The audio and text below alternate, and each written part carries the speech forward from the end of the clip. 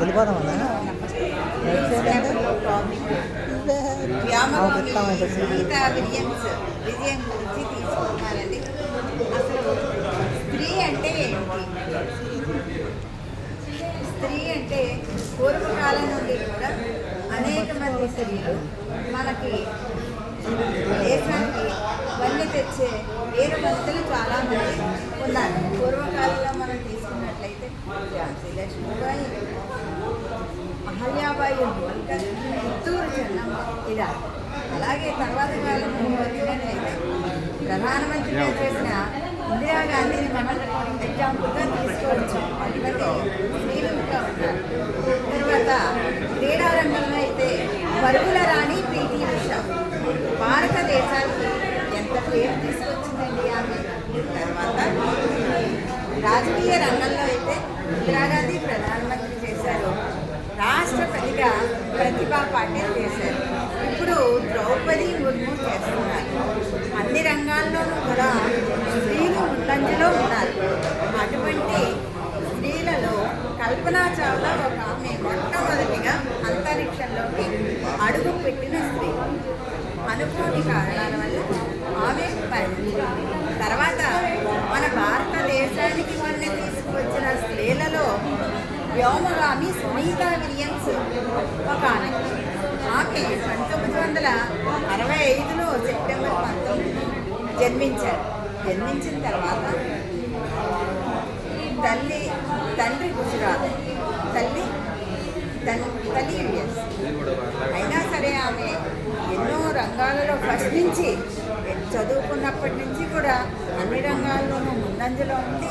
అనేక బహుమతులని గెలుచుకొని విజయాలు సాధించడం చిన్నతనం నుండి మొదలుపెట్టారు. అలా మొదలుపెట్టడంలో ఆమె అనేక డిగ్రీలు కూడా మాస్టర్ డిగ్రీలు చేశారు. నాసా వాళ్ళు ఆమెను సెలెక్ట్ చేసి ట్రైనింగ్ అది ఇచ్చి అంతరిక్షంలోకి పంపించడం జరిగింది. అంతరిక్షంలోకి వెళ్ళినప్పుడు ఏం జరిగిందంటే ఆమెకి అనుకోకుండా ఒక సాంకేతిక కారణాల వల్ల అంతరిక్షంలో ఉండిపోవాల్సి వచ్చిందన్నమాట. ఆమె భారతదేశం నుండి అంతరిక్షంలోకి వెళ్ళినప్పుడు కూడా ఆమె ఏ వస్తువులు పట్టుకెళ్లారు? మన భారతదేశ సాంప్రదాయ సంస్కృతికి చిహ్నంగా వినాయకుడిని తీసుకెళ్లారు. తర్వాత భగవద్గీతను తీసుకువెళ్ళారు. మన భారతీయ పుట్టికి ఉదాహరణగా సమోసాను కూడా తీసుకెళ్లారు. ఆమెకు మన పండుగలు కూడా చాలా ఇష్టం. దీపావళి పండుగని అంతరిక్షంలో జరుపుకోవడం జరిగింది. ఇవన్నీ ఒకటి వెళ్ళైతే ఆమె 9 నెలలు అంతరిక్షంలో ఉండిపోవాల్సి వచ్చింది సాంకేతిక కారణాల వల్ల. స్పేస్ రేంజర్గా 64 గంటల 6 నిమిషాలు స్పేస్ వాక్ చేశారు. ఇంత ఘన చరిత్ర కలిగిన మనమందరం కూడా సునీతా విలియమ్స్ ఒకసారి చప్పటి గట్టిగా కొట్టాం. అటువంటి వీర ఘనత చరిత్ర కలిగిన సునీతా విలియమ్స్కి ఆమె అంతరిక్షంలో పోయినా కూడా మన కింద నుండి ఆమెకు ట్యాబ్లెట్లు కానీ ఆహారాన్ని కానీ కింద నుండి పంపించి ఆమెకు సంరక్షణ చూడడం జరిగింది. ఆఖరికి విజయాన్ని సాధించి 9 నెలల తర్వాత ఆమె మన ఇండియాకి రావడం జరిగింది. ఆమె ఇండియాకి రావడంలో మన వాళ్ళు చాలా సమస్యలు చేశారు. ఇంట్లన్నీ పోలైపోయి ఉంటాయి. వాతావరణానికి అలవాటు పడడానికి చాలా కష్టం. అటువంటి ఆమెను మంచి డాక్టర్ల పర్యవేక్షణలో వెళ్ళి ఆమె ఆరోగ్యం పాడకుండా చూసి ఆమెను ఉన్నత స్థితిలోకి తీసుకువెళ్ళడం జరిగింది.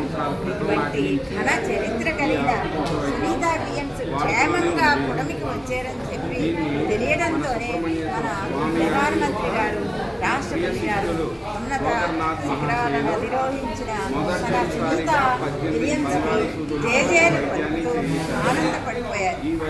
ఆమెను భారతీయ అంతరిక్ష నిర్మాణంలో ఒక భాగస్వామిని చేయడం జరిగింది. అంతరిక్షానికి వెళ్ళిన ఆదర్శ వనితగా ఘనతకెక్కిన స్త్రీగా సునీతా విలియమ్స్ చరిత్రగాంచిన స్త్రీలలో ఒక ఆమె. ఎత్ర నార్యస్తు పూజంతే రమంతే తత్ర దేవత. ఎక్కడైతే స్త్రీలు పూజింపబడతారో అక్కడ దేవతలు ఉంటారంట. అలాగే మురితలు నేర్వగరాని విద్య కలది. ఆడవాళ్ళు నేర్వలేని విద్య అంటూ ఏమీ లేదు.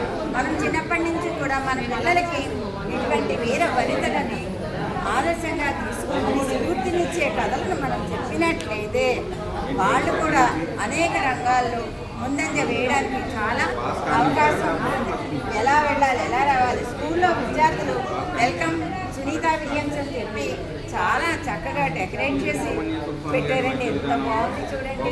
అలాగే మిగిలిన వ్యోమగాములతో ఆమె ఎంతో వేగంతో తీసుకుంటే ఆమె కిందకి వచ్చి తీసిన చిత్రపటం ఇది.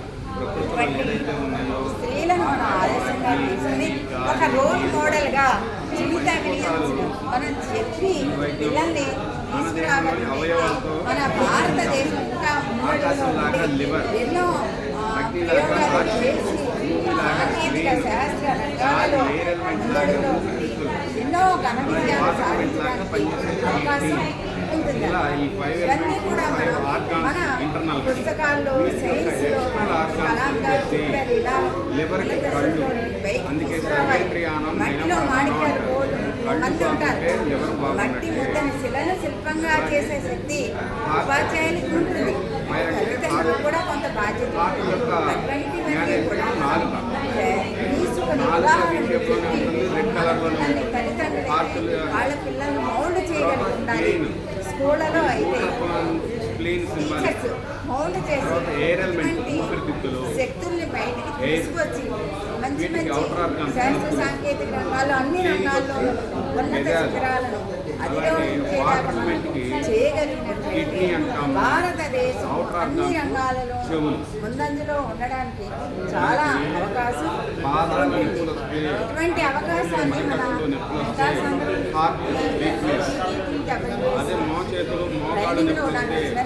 ధన్యవాదాలు. Thank you.